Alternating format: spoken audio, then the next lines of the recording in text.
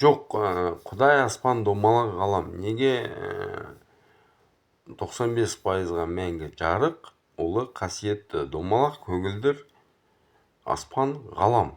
Ең биік күш жарық аспан. Мәңгі жарықтар бүкіл Құдайдан тарайды. Аспан 100% ең биік күш. Бір сөзбен айтқанда домалақ ғалам.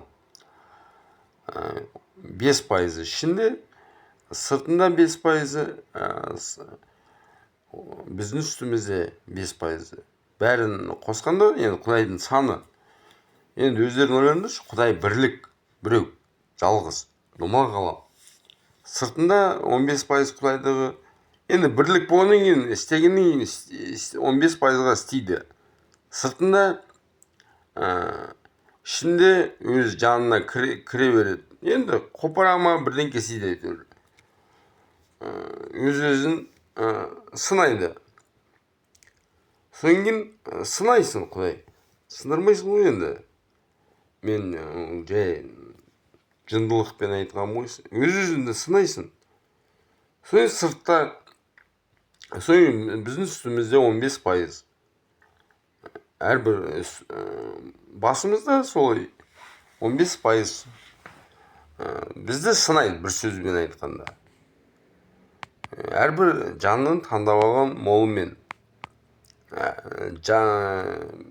енді молымен, сөзімен, ісімен, көзқарасымен, жүрегінің тазалығымен, жанның жарығымен, ойдың ақылдығымен.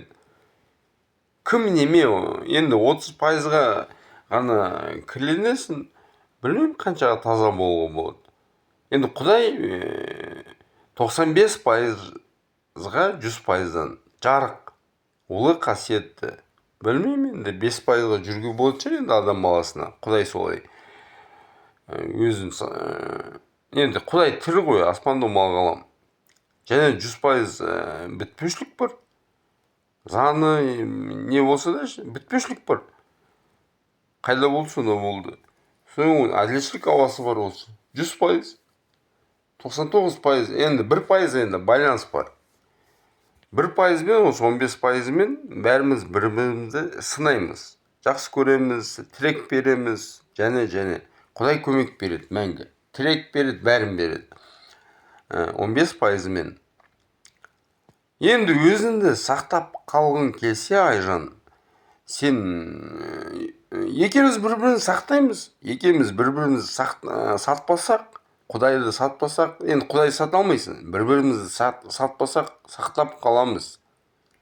Мен 17, сен 16. Құдайға тәубе. Аумин.